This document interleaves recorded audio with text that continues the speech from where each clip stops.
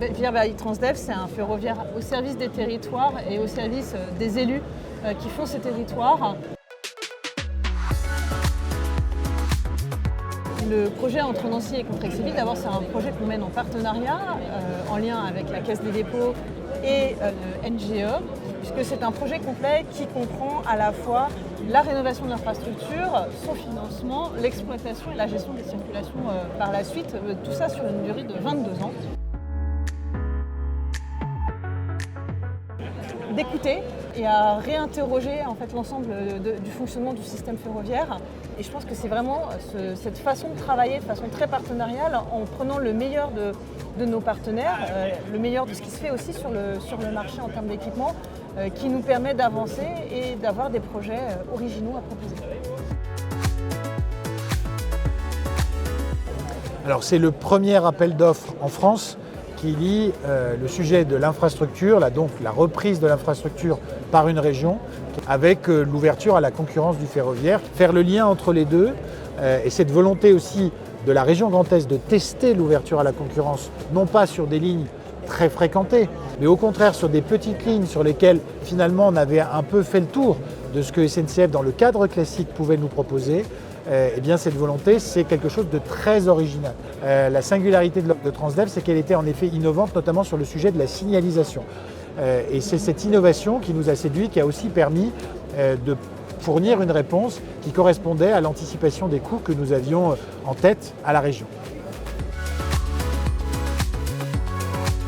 D'abord, c'est une ligne dont on a pensé la revitalisation comme véritablement un outil d'aménagement du territoire.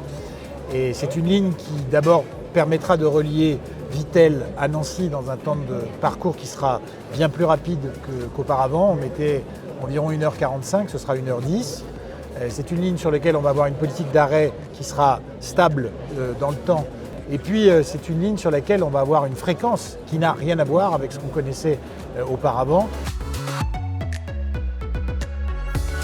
L'usager sait que l'exigence en termes de ponctualité et en termes de production ferroviaire, c'est-à-dire de trains les moins nombreux possibles qui soient supprimés, cette exigence de la part de la région sera extrêmement forte. C'est vraiment un plus. Le plus aussi pour l'usager, je le disais, c'est la fréquence des trains. On va se retrouver sur cette ligne avec un volume d'offres qui sera comparable à ce qu'on peut trouver parfois dans des milieux périurbains ou parfois même denses. Mais ce qui fait, le premier paramètre qui fait l'attractivité d'une offre de transport public, c'est d'abord le volume d'offres. Et Transdev a fait une réponse qui nous permet de tenir cette ambition, d'avoir une fréquence très forte, y compris le week-end et en période estivale et hivernale, de trains sur cette ligne qui permettent d'aller concurrencer la voiture et donc améliorer le bilan carbone global des déplacements dans ce sud de la Lorraine.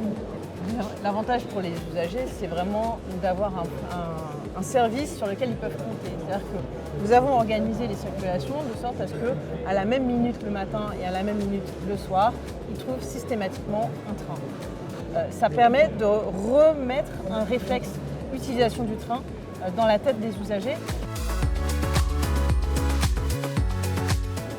Alors il y a les emplois directs qui vont être créés en effet pour l'investissement sur cette ligne. On va avoir donc environ 65 emplois qui vont être créés en permanence pour la gestion de la ligne, pour son fonctionnement, pour sa maintenance, emplois qui seront basés à Mirecourt.